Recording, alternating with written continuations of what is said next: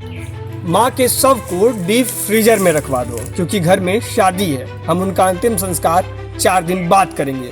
मामला है गोरखपुर के कैंपियरगंज इलाके की, जहां भुवाल गुप्ता और उनकी पत्नी शोभा गुप्ता बेटों से नाराज होकर वृद्धा आश्रम में रहती थी। पिछले 1 साल से वो वृद्धा आश्रम में रह रही थी और उनकी तबीयत खराब थी।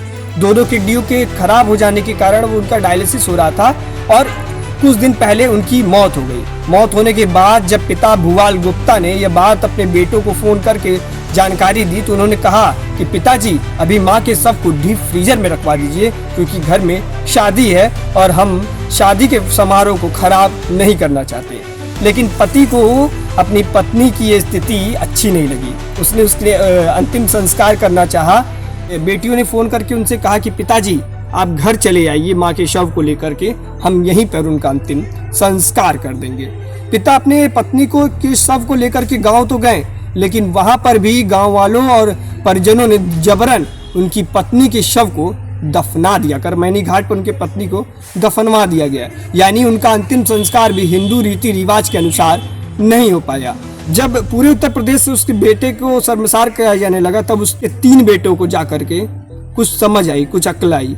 अब अक्ल का ये सामाजिक दबाव के कारण वो शर्मसार हो गए। उन्होंने कहा कि हम माँ का अंतिम संस्कार करेंगे। पुरोहितों से सलाह ली गई। पुरोहितों ने कहा कि आटे को गूंथ करके उनका शव बनाया जाए और उसको जलाया जाए। 6 दिसंबर को यह प्रक्रिया की जाएगी। लेकिन सवाल ये नहीं है कि ये घटना क्या था, सवाल ये है कि कैसे मनुष्य अपने इंसानियत को, अपने संवेदनाओं को खोता जा रहा है। वो संवेदनहीन हो जाता है। वो उस माँ बाप को बगैरत साबित करने में लगा हुआ है जिन्होंने उसको पाल पोस कर बड़ा किया। अपना पेट काट कर माँ बाप अपने बेटे को बड़ा करते हैं ये दिन देखने के लिए कि अगर वो तनी सी बात पर अगर नाराज हो जाए तो उन्हें वृद्धाश्रम में भेज दिया जाता है और जब उनकी मृत्यु हो जाती है तो उनका अंतिम संस्कार भी नहीं सही से किया जाता है। यह एक कलयुग की कथा है, मतलब कलयुग की दुर्दशा आप कह सकते हैं, जहाँ पे मनुष्य इतना संवेदनहीन हो गया है कि उसे पता ही नहीं है कि उसे क्या करना चाहिए। धन्यवाद।